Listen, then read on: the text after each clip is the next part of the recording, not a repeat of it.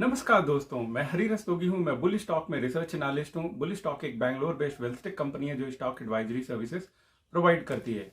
आइए इस वीडियो में जानते हैं कि रसिया ने यूक्रेन पे जो हमला किया है उसका स्टॉक मार्केट पर क्या असर पड़ सकता है और इन्वेस्टर को क्या करना चाहिए।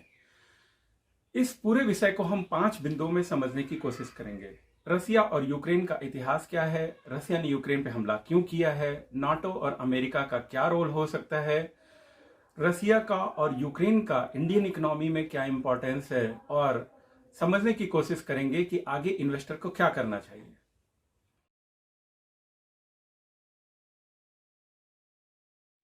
तो सबसे पहले हम शुरुआत करते हैं कि रसिया और यूक्रेन का इतिहास क्या है।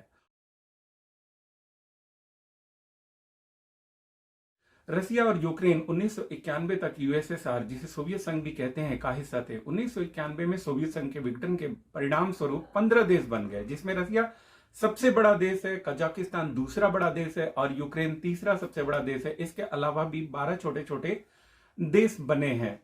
इस मैप में हम देखने की कोशिश करेंगे जिसमें रसिया को रेड कलर में दिखाया गया है, यूक्रेन को येलो कलर में दिखाया गया है। और इस मैप में आप देख सकते हैं उन सभी 15 देशों को जो यूएसएसआर के विघटन के परिणाम स्वरूप बने हैं। आगे बढ़ने से पहले हम यूक्रेन के बारे में कुछ और जानकारी कर लेते हैं। यूक्रेन एक ऐसा देश है जहां सभी नागरिकों को सेना में भर्ती होना अनिवार्य है। यूक्रेन की साक्षरता सबसे अधिक है दुनिया में। यहाँ पे 99.8% साक्षरता दर है। यूक्रेन की जनसंख्या 4.1 करोड़ है और यहाँ पे 83.9% लोग क्रिश्चियन धर्म को मानते हैं। यूक्रेन में 40 भाषाएं बोली जाती हैं। 67% लोग यूक्रेनियाई भाषा बोलते हैं और 30% लोग रसियन भाषा जानते हैं। जो लोग रसियन भाषा जानते हैं वो ज्यादातर रसिया के सीमावर्ती इलाकों में रहते हैं। एक सबसे महत्वपूर्ण बात यहां पर यह आती है कि 1991 में जब यूक्रेन सोवियत संघ से अलग हुआ था तो वो दुनिया का तीसरा सबसे बड़ा परमाणु क्षमता वाला देश था। जी हां, दुनिया का तीसरा सबसे बड़ा परमाणु क्षमता वाला देश, जिसके पास तकरीबन 2000 परमाणु हथियार थे।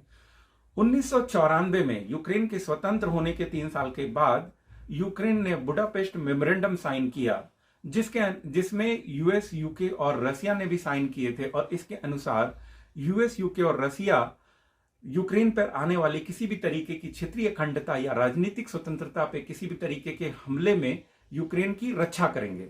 लेकिन आज क्या हो रहा है कि रसिया ही यूक्रेन पे हमला कर रहा है। और बुडापेस्ट मेमोरेंडम साइन करने के बाद यूक्रेन ने उसके सारे परमाणु हथियार रसिया को सौंप दिए थे। अगर यूक्रेन ने अपने परमाणु हथियार 1996 तक रसिया को नहीं दिए होते और बुडापेस्ट मेमोरेंडम साइन नहीं किया होता तो शायद आज रसिया यूक्रेन पे हमला करने की हिम्मत नहीं दिखाता।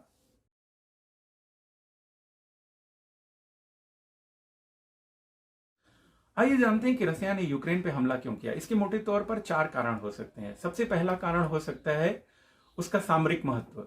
यूक्रेन यूरोप के काफी अंदर भाग तक जाता है और रसिया के भी 2000 किलोमीटर के बॉर्डर को टच करता है।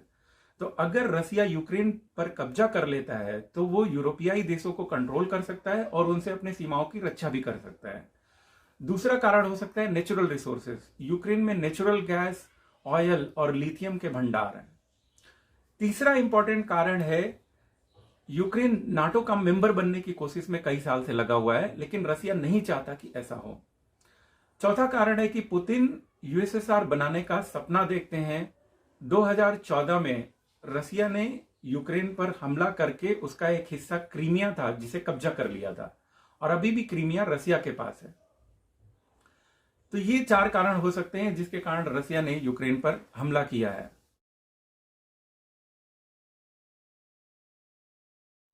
आइए जानते हैं कि अमेरिका और नाटो का इसमें क्या रोल हो सकता है। NATO stands for North Atlantic Treaty Organization. NATO एक सैन्य गठबंधन है। इसकी स्थापना 4 अप्रैल 1949 को हुई थी। इसके शुरू में 12 देश थे जिसमें अमेरिका, कनाडा, ब्रिटेन और फ्रांस शामिल थे। आज इसके 30 सदस्य हैं। आर्टिकल 5 नाटो ट्रीटी का एक कार्नर स्टोन है जो कहता है कि attack on one member of NATO is attack on all of its member. जिसका मतलब है कि अगर नाटो के किसी भी एक देश पे हमला होता है तो इसे सभी सदस्य देशों पर हमला माना जाएगा। यूक्रेन नाटो का काफी करीबी रहा है और इस युद्ध में आप देख सकते हैं कि नाटो के कई सदस्य देश रसिया पर कई तरीके के आर्थिक प्रतिबंध लगा रहे हैं और वहीं दूसरी तरफ यूक्रेन को कई तरीके की आर्थिक और सैन्य सहायता पहुंचा रहे हैं। आगे हम जानने की कोशिश करते हैं कि रसिया और यूक्रेन का इंडियन इकोनॉमी में क्या इंपॉर्टेंस है।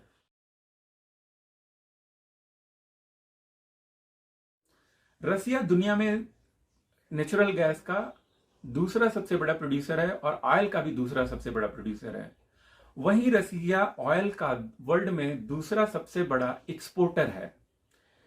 एसबीआई की शोध रिपोर्ट की माने तो अगर ये जंग लंबी खिंचती है तो कच्चे तेल के दाम ऊपर जा सकते हैं और भारत को तकरीबन 1 लाख करोड़ रुपए के राजस्व का नुकसान हो सकता है। फाइनेंशियल सर्विसेज कंपनी नोमुरा की माने तो एशिया कॉन्टिनेंट में इस युद्ध का सबसे ज्यादा असर भारत पर देखने को मिल सकता है। भारत रसिया से फर्टिलाइजर इंपोर्ट करता है और यूक्रेन से सनफ्लावर ऑयल इंपोर्ट करता है और इस युद्ध के कारण इन चीजों की कीमतें बढ़ सकती हैं।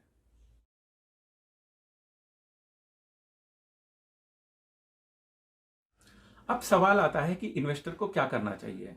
इसके दो पहलू हैं। पहला, अगर आपने पहले से ही इन्वेस्ट कर रखा है तो आपको क्या करना चाहिए। आप इस पूरे घटनाक्रम पर नजर बनाए रखिए। घटनाक्रम बहुत ही तेजी से बदल रहा है। नाटो के सदस्य देश रसिया पर बहुत सारे आर्थिक प्रतिबंध लगा रहे हैं और वहीं दूसरी तरफ वो यूक्रेन को सैन्य सामग्री भी सप्लाई करना शुरू कर दिए हैं। तो अगर इस युद्ध में अमेरिका या नाटो का कोई भी अन्य सदस्य देश सीधे तौर पर शामिल होता है तो उस स्थिति में ये जंग बहुत ही लंबी खिंच सकती है और वर्ल्ड वॉर 3 की भी स्थिति आ सकती है। उस कंडीशन में स्टॉक मार्केट 50 to 80% क्रैश हो जाएगा। तो अगर नाटो का कोई भी सदस्य देश या अमेरिका इस युद्ध में सीधे तौर पर शामिल होता है तो आपको अपना पूरा पोर्टफोलियो तुरंत खाली कर लेना चाहिए। दूसरा है कि अगर रसिया यूक्रेन पर कब्जा कर लेता है और ये जंग जल्दी ही खत्म हो जाती है तब क्या होगा। इस स्थिति में मार्केट जो 15% तक करेक्ट हो चुका है वो 5% to 10% तक बाउंस बैक कर सकता है। दूसरा आता है कि अगर आप फ्रेश इन्वेस्टमेंट करना चाहते हैं तो आप क्या करें। जो इन्वेस्टर फ्रेश इन्वेस्टमेंट करना चाहते हैं उन्हें इस समय रुक जाना चाहिए, स्थिति को सामान्य होने दीजिए और फिर इन्वेस्ट करिए। आपको यह वीडियो कैसा लगा हमें कमेंट बॉक्स में लिखें। अगले वीडियो की नोटिफिकेशन चाहिए तो इस चैनल को सब्सक्राइब कर दें और बेल आइकॉन का बटन दबा दें। आप हमारे न्यूज़लेटर को भी सब्सक्राइब कर सकते हैं जिससे कि आपको स्टॉक मार्केट में इन्वेस्ट करने के बेस्ट आइडियाज सीधे आपको इनबॉक्स में मिल जाएंगे। लिंक नीचे डिस्क्रिप्शन में दिया हुआ है।